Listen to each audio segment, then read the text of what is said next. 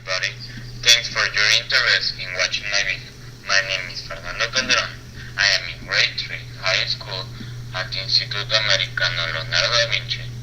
My teacher is Ivan Sanchez.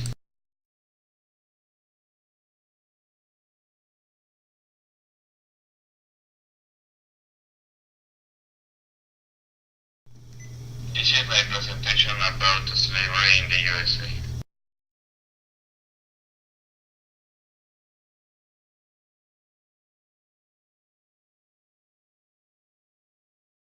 During the American Revolution from 1775 to 1783, slaves were institutionalized, and when the United States Constitution was ratified in 1789, only a small number of free people of color were considered voting citizens.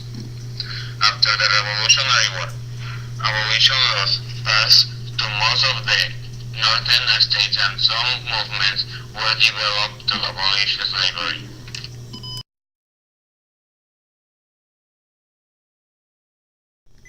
In this image, you can observe many different types of economies during the American slavery period.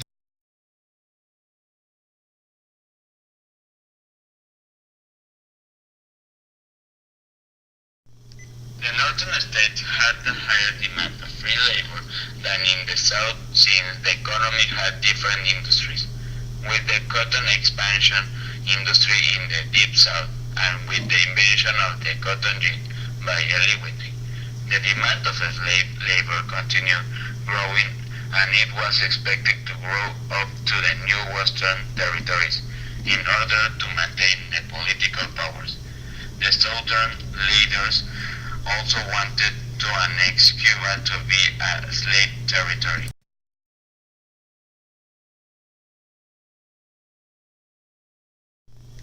A cotton gin is a machine that quickly and easily separates cotton fibers from their seeds, enabling much greater productivity than manual cotton separation.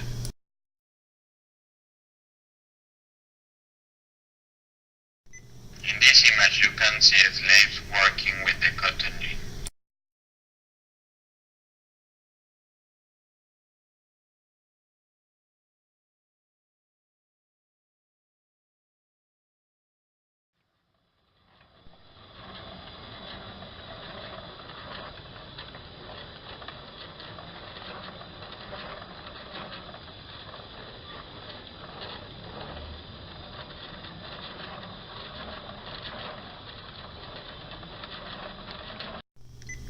The next video is a demonstration of the cotton gin.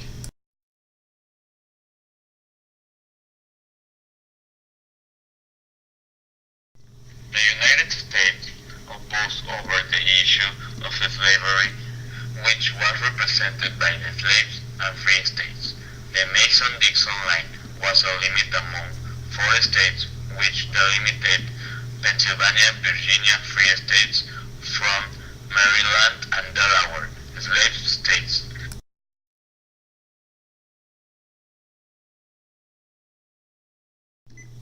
A slave state was a state in which slavery was legal, and in a free state, slavery was prohibited.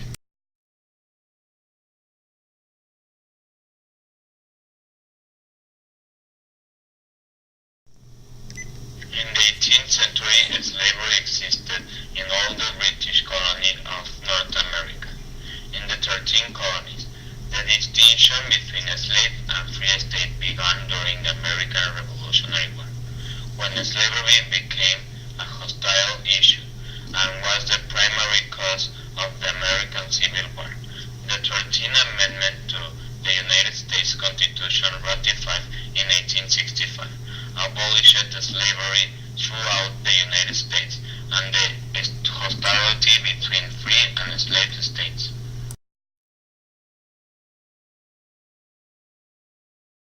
My name is Fernando.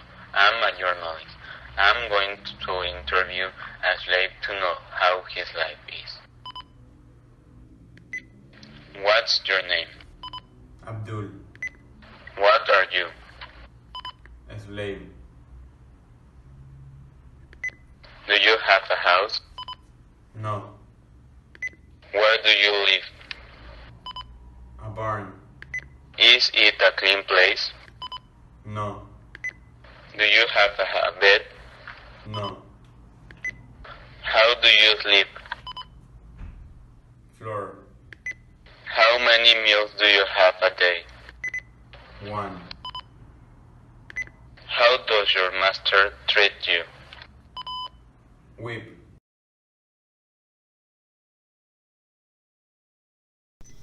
This is a proof of mistreatment.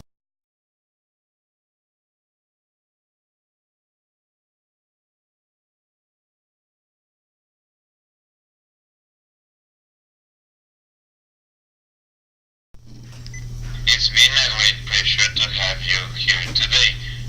Thanks. Have a great day.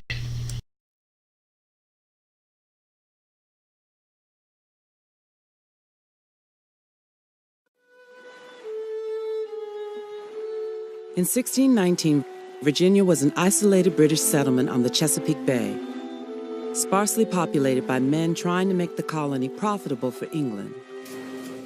But the colonists were devastated by hunger, disease, and raids by Native Americans.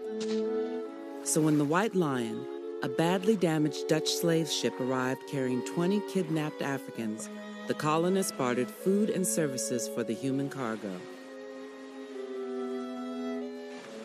The colonists had no model for slavery. The Africans joined poor white Europeans as indentured servants. They would earn land and freedom in exchange for 7 years of hard labor. The colonies prospered, and as exports grew more profitable, the colonists were reluctant to lose their labor. Unlike their European counterparts who held citizenship in their home countries, Africans were not subject to English common law. They were workers without rights. In 1641, slavery was legalized. Africans became chattel, personal property that could be owned for life. Slave labor enabled the colonies to become so profitable that in 1660, England's King Charles II established the Royal African Company to transport humans they called black gold from Africa to the Americas.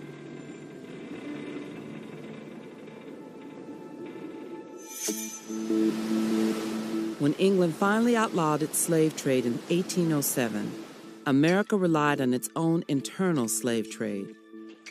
By 1860, 1 million humans were being moved and sold in the colonies. Families were torn apart. Traders marched their chattel from the East Coast to the southern plantations. Along the way, slaves were herded like animals into crowded pens, yards, and warehouses. Traders and owners wanted a self-reproducing labor force, and the labels they used reflect the degradations of slavery. Bucks and breeding wenches were sold at auction, along with prime hands to work the fields and fancy girls, graceful, light-skinned women who were sold into prostitution or to be mistresses to their masters. The enslaved population was controlled by legally authorized violence, whippings and public floggings. Owners were fined if they did not punish recaptured runaway slaves. But slavery had always had its critics in America. As the slave trade grew, so did opposition. And eventually America became a country divided against itself.